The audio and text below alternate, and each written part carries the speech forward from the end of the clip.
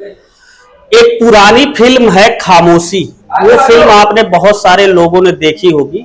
उसमें मशहूर गीतकार गुलजार ने एक गीत लिखा था, उसके बोल थे, हमने देखी है इन आंखों की महकती खुशबू, सिर्फ एहसास है ये रूह से महसूस करो, प्यार को प्यार ही रहने दो, कोई नाम न दो। ये गीत अटल बिहारी वाजपेयी की निजी जिंदगी पर बिल्कुल फिट बैठता है।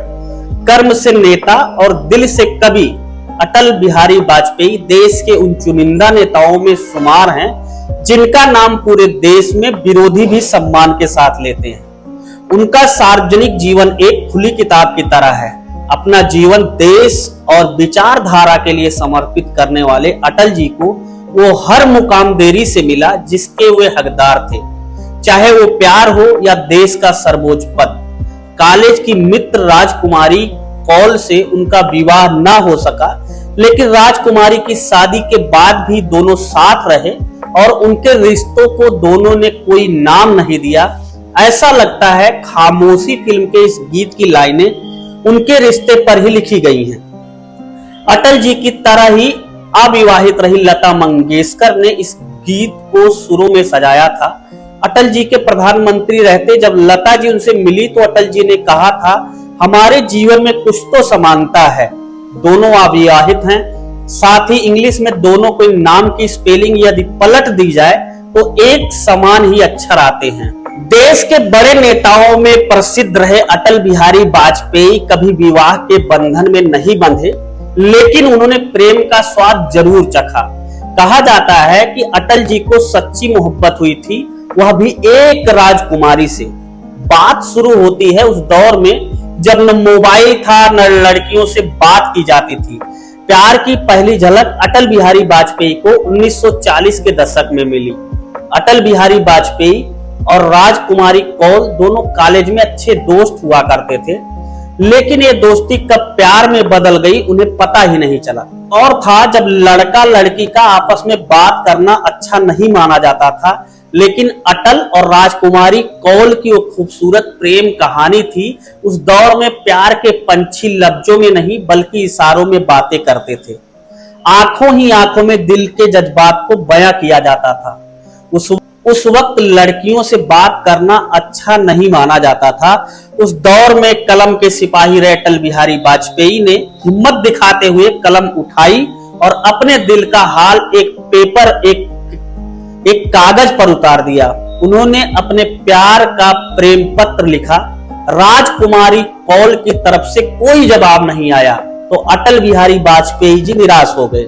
मीडिया रिपोर्ट्स में कहा जाता है कि अटल इस रिश्ते के टूटने से इतना दुखी थे कि उन्होंने कभी शादी ना करने का प्रण ले लिया। इसके बाद अटल बिहारी वाजपेयी ने अपना जीवन संघ सेवा और राजनीति में लगा दिया। वक्त आगे बढ़ता रहा। अटल बिहारी वाजपेयी भी राजनीति में नए नए कीर्तिमान गढ़ रहे थे, लेकिन वह अपने प्यार को नहीं भूले। उनके ऊपर लिखी गई किताब Atal Bihari Vajpayee a man of all seasons में वाजपेयी की जिंदगी के बारे में कई खुलासे हुए।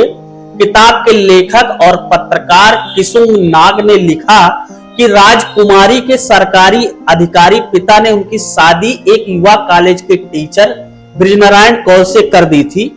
किताब के अनुसार राजकुमारी कौल अटल जी से शादी करना चाहती थी, लेकिन घर में इसका जबरदस्त विरोध हुआ था। हालांकि अटल ब्राह्मण थे, लेकिन कौल अपने को कहीं बेहतर कुल का मानते थे। राजकुमारी कौल को दिल्ली के राजनीतिक हलकों में लोग मिसेज कौल के नाम से जानते थे। हर किसी को मालूम था कि वो अटल जी के लिए सबसे प्रिय हैं। अपनी दुनिया में खो जाने के बाद दोनों करीब 1.5 दशक यानी 10 से 15 साल बाद फिर से मिले। अपने पति के साथ राजकुमारी दिल्ली आ गई।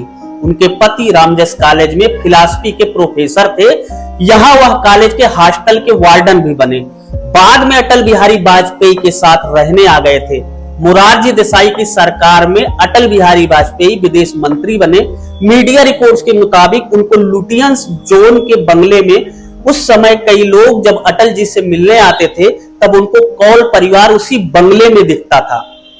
इसका मतलब है कि अटल जी के साथ ही कौल परिवार उनके सरकारी बंगले में शिफ्ट हो गया था।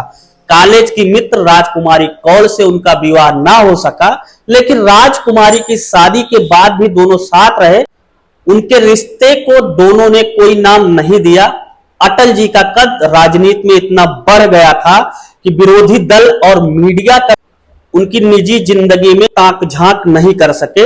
और आपको बता दूं कि अटल बिहारी वाजपेयी भारतवर्ष के मात्र एक ऐसे नेता हैं जिनके पीछे न कभी भारत की मीडिया लगी, उनको कभी परास्त कर पाए।